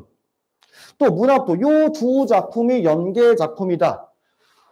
요 두 작품 연계되는 것 때문에 1년 동안 EBS 교재 그 수많은 작품을 보고 요 두 개 때문에 그렇게 시간을 투자했다고 라고 한다면 잘못된 생각이에요. 첫 번째, 나올까봐 공부를 한다기보다 그걸 가지고 기본 실력을 높이는 거죠. 두 번째는 그 수능 상황이 어떤 긴박한 상황에서 자기가 이미 공부한 작품이 하나만 나온다고 할지라도 그건 학생에게 엄청난 어드밴티지를 준 거예요. 근데 자기가 이미 공부한 작품이 2개 나온다라고 하는 건 엄청난 거죠. 그래서 수능 그 EBS 연계율이 좀 줄어들었다고 하나 여전히 EBS는 중요하다. 세 번째로 독서는 어려운 편이고 문학은 평이한 편이라고 평가한다 하는 것은 이거는 올해 수능도 작년 수능도 재작년 수능도 다만 아까 말씀드린 2019학년 수능은 문학, 독서, 뭐 문법 할 것 없이 그냥 다 어려웠다. 다. 그리고 이제 그 다음부터는 독서는 어려웠고 문학은 평이했다. 보통 이렇게 평가합니다. 그래서 이제 학생들이 이제 수능을 보는 시점에서 이 수능을 잘 볼 수 있을 거냐 뭐 하는 거는 특히 이제 1등급을 목표로 하는 최상위권을 목표로 하는 학생이라면 독서를 어떻게 풀 거냐 하는 것이 이제 문제가 되는 겁니다. 독서를 어떻게 풀 거냐. 지금 학생들한테 물어보면 저는 물론 독서도 어렵지만 문학도 비슷하게 어려운데요 하는 학생들도 되게 많아요. 아직 1학년이라 그런 겁니다. 이제 학생들이 이제 2학년 올라가면 2학년 1학기 때는 학교에서 문학만 해요. 문학만. 대부분의 학교는 문학만 합니다. 교과서 이름이 문학이니까. 지금 우리 학생들은 교과서 이름이 국어죠. 그러니까 교과서 이름이 국어라고 하는 건 수능 국어 영역에서 다루는 여러 가지 영역을 조금씩 기본적인 걸 다 배웠다는 거예요. 국어 교과서에서는 화법 내용도 있고 작문 내용도 있고 문법 내용도 있고 매체 내용도 있고 문학 내용도 있고 독서 내용도 있고 조금씩 기본적인 것만 들어가 있는 게 국어 교과서고 2학년 올라가면 책 이름이 그냥 문학이에요. 또 책 이름이 언어와 매체, 책 이름이 독서 이렇게 됩니다. 좀 더 전문화되는 거라고 생각하시면 되겠고 아무튼 이런 과정을 거치면 문학은 웬만해서는 3학년 올라가서는 조금 괜찮아집니다. 다시 한번 말씀드리면 결국 문제가 되는 건 독서입니다. 독서를 어떻게 풀 것이냐. 특히 최상위권을 목표로 한다면. 교육 관계자들이 평가하는 난이도와 실제 학생들이 느끼는 난이도는 달랐다. 아까 말한 것처럼 코로나 때문에. 실제로 그 전에 2019학년도 수능만큼 그 정도 수준은 아니었다. 그 다음에 이제 언매와 화작 중에서는 이제 언매가 조금 까다롭긴 했는데, 문법 부분이 까다롭긴 했는데, 요거는 이따 다시 말씀드리도록 하겠습니다. 자, 독서. 작년에 비해서 지문의 길이가 좀 짧아졌었고요. 독서 이론 지문 좀 쉬웠고, 과학기술. 원래 전통적으로 어렵게 나오는 지문이 원래는 과학기술 이런 데서 보통 어렵게 나오는데, 이번에는 그냥 보통 수준 대신 평소에 쉽게 나오는 인문지문, 철학과 관련된 내용이 굉장히 어렵게 나왔어요. 그리고 그냥 경제는 언제나 어려웠어요. 경제는. 그냥 사회 경제 파트 지문은 늘 그랬듯 이번 수능에서도 어렵게 나오고, 특히 8번, 13번, 16번 킬러 문항 평가를 받는다. 이 킬러 문항은 수능이 아주 잘하는 학생과 그냥 잘하는 학생을 구분해야 되잖아요. 그러니까 이 그런 학생들을 뭔가 구분할 수 있는 아주 어려운 문제를 몇 문제 내게 되는데 그걸 킬러 문항이라고 그러죠. 그러니까 이 최상위권을 변별하기 위한 아주 고난이도 문제가 8번, 13번, 16번으로 평가를 받는데 문학 넘어가면 그런 얘기가 없죠. 평이한 수준이었다. 그리고 킬러 문항은 다 독서에 있었다. 그래서 이제 독서가 학생들이 굉장히 어려워하는 부분이기도 하고, 또 이제 특히 많이 또 신경 써줘야 되는 부분이기도 하고요. 아무튼 수능 완성 이런 데에서 연계가 되었다. 그렇다면 이 독서 과목을 잘하기 위해서 우리 학생들의 독서 학습 전략은 뭐냐? 이게 아까 제가 말씀을 드린 거예요. 혼자 고민하는 시간이 많아야 된다는 겁니다. 누가 알려주지 않아도 혼자 고민해보고, 한 번 읽어봐서 이해가 안 되면 두 번, 세 번 읽어보고, 그리고 학원에 와서 점검하고. 자, 문학은 이런 작품이 이제 연계되었고, 그리고 이제 비연계 작품, 그러니까 EBS에서 안 나와 있는 작품, 비연계 작품이 나오긴 나왔는데, 낯선 작품, 문제의 난이도가 쉬웠어요. 그래서 크게 문제가 될 만한 어려운 부분은 아니었다. 전반적으로 어렵지 않은 수준이었다고 평가한다. 그렇다면 이제 문학 같은 경우에는 일단 기본적으로 기본에 충실해야 되는 기본. 문학에서 다루는 개념어라던가, 아니면 이제 그 문학 교과서에서 다루고 있는 어떤 중심이 되는 내용, 그런 또 기본에 충실한다 하는 것이 기본에 충실해야 한다는 것이 기본이며 가장 중요한 부분이고요. 이 문학은 지금 당장 어려워도 보통 나중 가면은 문학은 그래도 좀 괜찮아졌다라고 하는 학생들이 많습니다. 꼭 그런 건 아니겠지만요. 그리고 언어와 매체, 화법과 작문. 화법과 작문은 그냥 기존과 별 차이가 없었다. 그러니까 화법과 작문 할 때 화법은 말하기, 듣기, 읽기, 쓰기 중에서요. 말하기입니다. 말하기. 말하는 상황. 작문은 쓰기. 그리고 독서, 문학은 다 읽기. 그러니까 말하기, 듣기, 읽기, 쓰기 중에서 가장 비중이 높은 건 읽기입니다. 그러니까 국어 시험에서 주로 평가하려고 하는 건 학생의 국어 능력, 언어 능력 중에서도 읽기 능력. 읽기 능력을 독서와 문학에서 평가하는 거고요. 아무튼 화법과 작문은 크게 어려운 부분은 없었다. 언어와 매체할 때 언어는 문법 파트였는데 이 문법 파트에서 조금 어려운 문제가 있었는데 시간이 좀 다소 걸렸을 것이라 생각되는 문제가 있긴 한데, 그렇다면 이 우리 학생들의 선택과 학습 전략은 제가 이렇게 적어놓고 지금 보니까 이거보다 먼저 해결해야 할 일이 있겠죠. 전략을 얘기하기 전에 뭘 선택해야 될지부터 먼저 얘기해야 되겠죠. 그래서 잠시 이 사부 관련된 Q&A 질문 중에서 이 네 번째 질문부터 먼저 볼게요. 네 번째 질문. 언매와 화작 중에서 무엇을 선택해야 되는가? 과목 선택에 대한 유불리는 없는가? 일단 과목 선택에 대한 유불리는 없습니다. 어떤 조정 점수제라고 해서 이제 그 어떤 과목을 선택했을 때 유불리는 없는데, 둘 중에 뭘 선택하는 게 좋을지 하는 건 학생마다 다르겠죠. 정답이 있는 문제도 물론 아니겠고 어떤 정해진 기준이 있는 것도 아니겠지만, 만약에 자기가 좀 공부를 한다. 공부를 좀 하고 특히 자기는 암기를 좀 잘하는 편이다. 암기를 좋아한다 이건 없어요. 암기를 좋아하는 학생이 어디 있겠어요. 암기를 좀 잘한다. 싫지만 그래도 잘한다. 그리고 학교 시험 볼 때 학교 시험을 꼼꼼하게 잘 준비해서 학교 시험을 잘 보는 편이다. 공부를 좀 한다. 암기도 조금 잘하는 편이다. 그리고 꼼꼼한 편이다. 그러면 언매를 추천합니다. 저는 언어와 매체를 추천합니다. 언어는 문법이라고 말씀드렸잖아요. 그러니까 수능 보기 전에 문법 기본 지식이 완전 다 정리가 돼 있는 상태에서 시험을 봐야 됩니다. 그러면 이때 그런 학생들한테는 이제 언어와 매체는 좀 유리한 측면이 있어요. 왜냐하면 미리 대비를 할 수 있는 건 문법 말고 없어요. 미리 대비를 할 수 있는 건. 문학 뭐가 나올지 몰라요. 물론 뭐 EBS 연계돼서 나올 수는 있겠으나 문학 작품 뭐가 나올지 미리 예상할 수 있는 건 아니죠. 또 독서집은 어떤 내용이 나올지 예상할 수가 없어요. 하지만 문법은 뭐가 나올지 예상할 수 있어요. 의문, 단어, 문장 아니면 문법 요소 중에서 나오겠죠. 미리 대비를 할 수 있는 건 문법밖에 없기 때문에 문법 공부가 확실히 돼 있다면 그거는 언어와 매체를 선택하는 것이 좋아 보입니다. 다만 그 준비가 어려워서 문제죠. 그 다 하려면 이제 어려워서 시간도 많이 걸리고 뭐 그래서 이제 문제이긴 한데 아무튼 그 자신이 있다면 언어와 매체를 선택하는 게 좋아 보여요. 왜냐하면 문법 같은 경우에는 기본적으로 지식이 다 있는 상태에서는 문제 푸는 속도가 굉장히 빨라요. 시간을 많이 아낄 수 있다는 거죠. 그럼 시간을 많이 아낀다는 건 결국 그 아낀 시간을 어디에 쓸 수 있다는 얘기일까요? 독서, 문학이죠. 특히 독서겠죠. 거기서 아낀 시간을 좀 더 독서에 투자해서 시간을 거기다 더 쓸 수 있다라고 한다면 한 문제를 더 맞히거나 아니면 어떤 내용을 좀 더 정확하게 이해하거나 그런 어떤 시간을 벌 수 있는 거겠죠. 그러면서 그런 학생들은 언어와 매체, 문법 선택하는 것이 더 좋아 보입니다.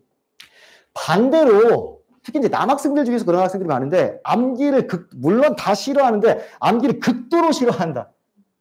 아니면 학교 시험에 좀 강점이 없는 편이다.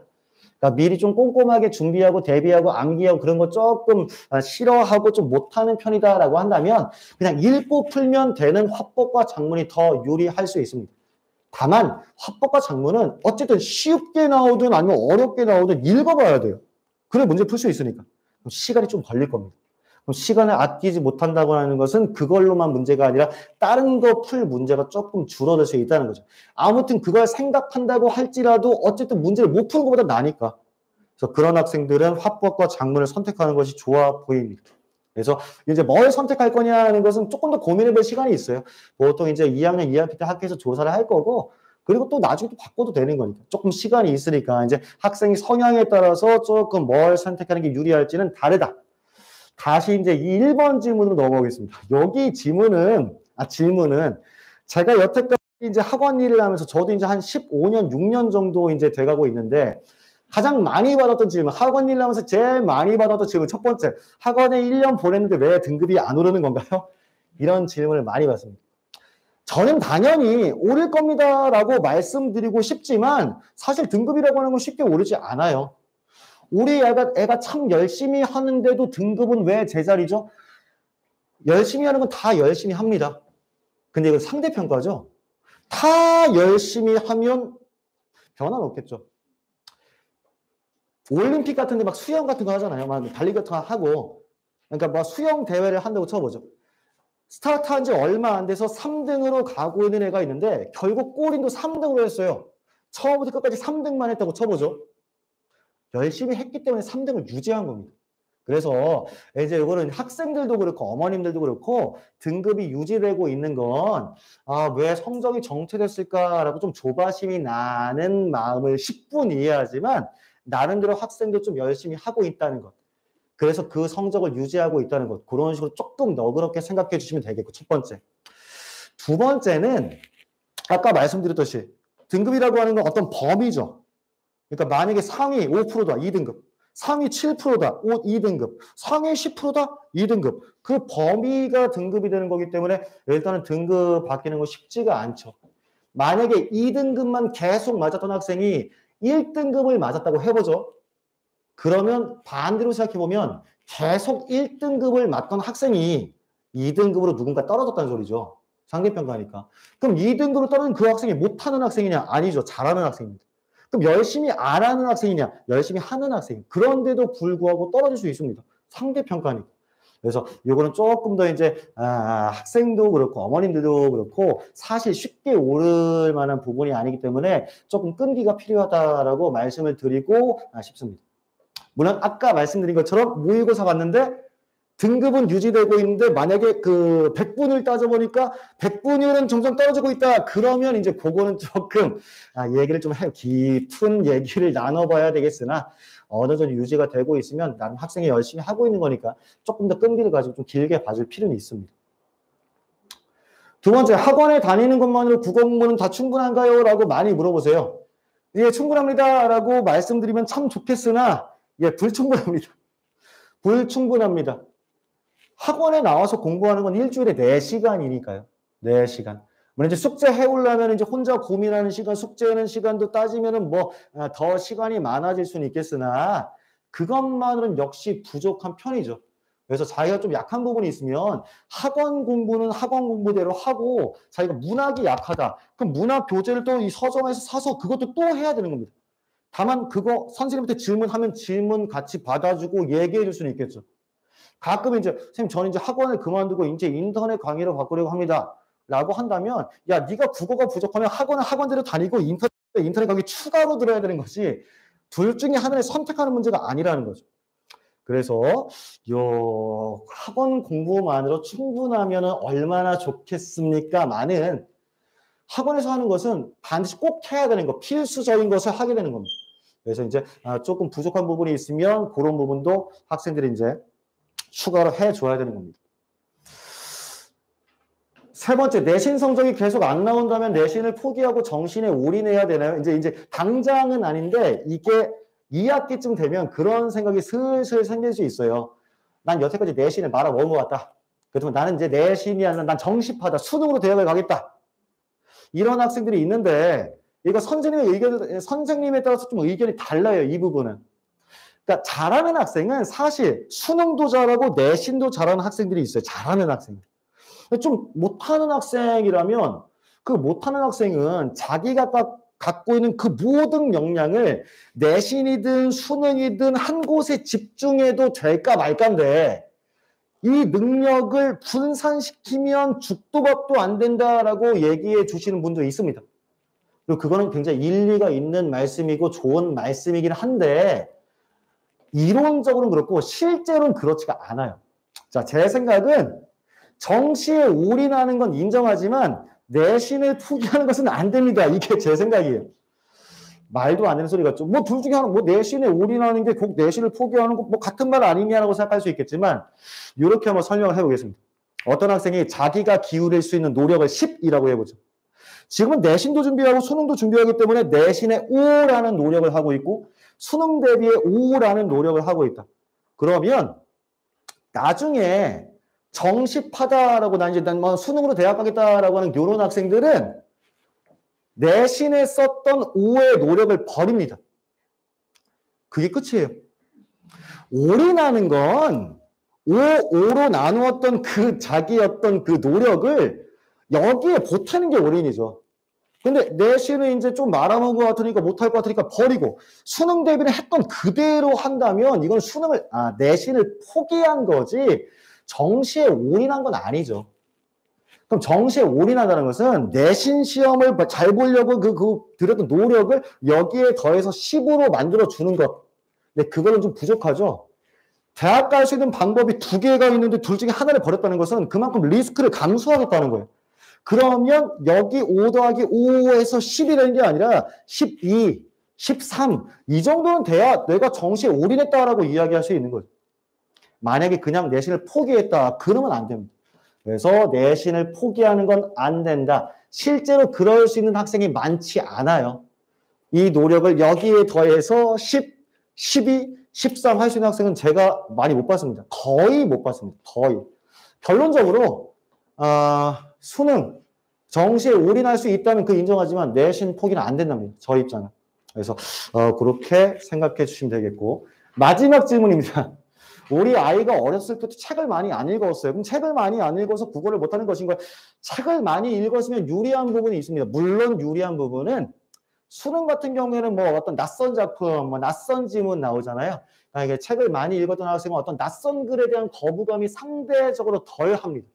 하지만 책을 많이 읽었다는 것이 곧 높은 수능 국어 점수를 보장하는 건 아니죠. 보통 수능 국어를 못하게 되는 건 끈기가 없거나 자기 고집이 강해서 그런 학생들을 많이 봤는데 끈기가 없는 건 첫 번째, 당장 등급이 안 오르니까 나는 국어에 소질이 없나 보다. 등급을 올리고 싶지가 않다고 아까 말씀드렸습니다.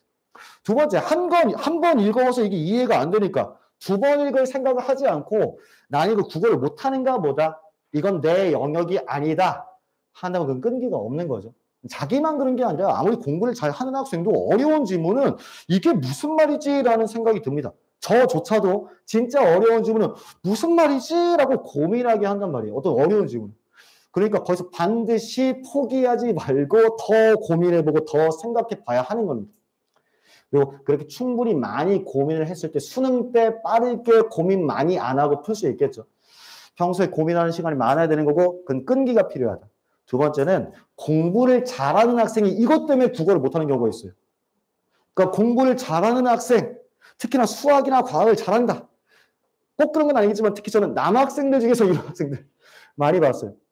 수학은 잘하는데 과학은 잘하는데 국어는 잘 성적이 안 올라. 보통 그 학생들 문제랑 싸웁니다. 이거는 이렇게 생각하면 이렇게 할 수 있고 이렇게 되면 말이 되는 거 아닙니까? 문제랑 싸워서 득될 게 없어요. 그래서 문제랑 싸우는 게 중요한 게 아니라 지문 어디에 근거해서 지문에 무슨 말이 나와 있어서 이게 정답이 몇 번이냐 이거를 찾는 게 중요한 거지. 지금 수능에서 물어보려고 하는 건 이게 말이 되느냐 안 되느냐를 물어보려고 하는 게 아니라 이 글을 잘 읽었느냐를 물어보는 거예요. 그러니까 국어 시험인 거고요. 그래서 이 글을 잘 읽었느냐 그 지문의 근거에서 정답, 오답을 얘기해야 되는 건데 조금 자존심이 강한 또 똑똑하다라고 하는 그런 학생들은 요게 의외로 안 돼서 다른 건 잘하는데 국어 점수가 잘 안 나오는 경우가 있습니다. 아무튼 간에 이 국어를 잘한다는 것은 일단 뭐 책을 많이 읽었느냐 많이 못 읽었느냐 하는 것은 제가 봤을 땐 크게 관여 상관 있는 문제는 아닙니다. 더 중요한 건 이런 문제입니다. 그래서 여기까지가 이제 제가 학원 생활을 하면서 많이 받았던 질문에 대해서 먼저 답변을 드린 거고요. 자, 거의 끝났습니다. 이제 정규 수업 저희 커리큘럼 말씀드리면 원래 1학년 학생들은 총 4시간 수업 중에서 선생님 3분이 들어갔어요. 저는 이제 독서 수업을 했고 또 이제 문학 선생님 또 문법 선생님 따로 계셨는데 2학년 1학기 때, 즉 학원으로 따지면 2학년 1과정, 2과정, 3과정까지는 문법이 없어요. 대신 고전문학, 현대문학, 운문문학, 천문문학 이렇게 되어 있죠. 왜냐하면 대부분의 학교는 2학년 1학기 때 교과서 이름이 문학이니까 문학만 하니까. 그래서 일단 학원에서도 문학의 비중이 되게 많아지는 거고요. 그 다음에 이제 4, 5과정 때는 다시 독서, 문학, 문법 각각 80분씩 하게 됩니다. 문법 적혀 있는 거 보니까 우리 아이는 나중에 어차피 화법과 작문을 선택한다면 이거 안 해도 되는 거 아닌가요? 라고 생각할 수 있겠으나 어차피 내신은 나옵니다. 그리고 내신은 중요하고요. 그래서 이제 어떤 과목을 선택하든 간에 일단 할 건 해야 됩니다. 그래서 이제 정규 수업은 이런 식으로 이제 돼 있고, 그리고 이제 내신 수업 같은 경우에는 그냥 한 선생님이 전담하는 거예요.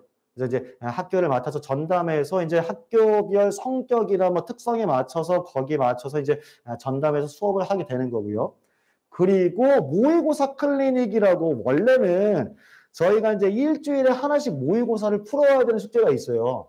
시간이 되는 학생들이 이제 평일날 나오게 해서 학원에서 문제를 풀고, 집에서 풀려고 하면 시간 안 재고 푸니까. 집에서 풀려고 하면 좀 풀었다가 TV 보다가 좀 풀었다가 핸드폰 했다가 좀 풀었다가 밥 먹었다가 다음날 풀고. 이러니까. 그래서 이제 좀 집중해서 풀게 하려고 시간 되는 학생들은 학원에 불러서, 한 번 더 불러서 모의고사 클리닉이라고 하는 게 있었는데 지금은 못하고 있어요. 코로나 때문에. 빨리 상황이 나아져서 이것도 빨리 다시 했으면 좋겠습니다. 지금은 그냥 인강으로 대체하고 있어요. 저희가 찍습니다. 영상을 찍어서 그 영상을 보는 겁니다. 학생들이. 저희가 이제 시간표는 뭐 월, 화, 요일 그 수업은 없고요. 수목금 이제 그 오후 6시부터 10시까지. 그리고 이제 토요일, 일요일, 주말은 아침 9시부터 오후 1시까지. 그리고 이제 2시부터 6시, 6시부터 10시까지 정규 수업은 이렇게 4시간도 편성이 되어 있고요. 그리고 이제 제가 준비한 부분은 여기까지인데, 제가 이제 다른 타임, 오전 타임에도 이제 설명회가 있었고, 점심 타임에도 이제 설명회가 있었는데, 제가 조금 끝나고 나서 좀 개인적으로 질문도 받고 했는데, 이제 제가 또 이제 수업 마무리해야 되는 부분이 있어서, 그거는 혹시 학원에 연락 주시면 제가 다시 따로 연락을 드리고 말씀을 드리겠습니다. 지금 마무리할 때 이제 정동민 대표님 좀 밖에 기다리고 계셔갖고 다시 들어오셔서 마무리해줘야 됩니다. 그래서 저는 준비하기 여기까지고요. 아무튼 들으시느라고 고생 많으셨습니다. 감사합니다.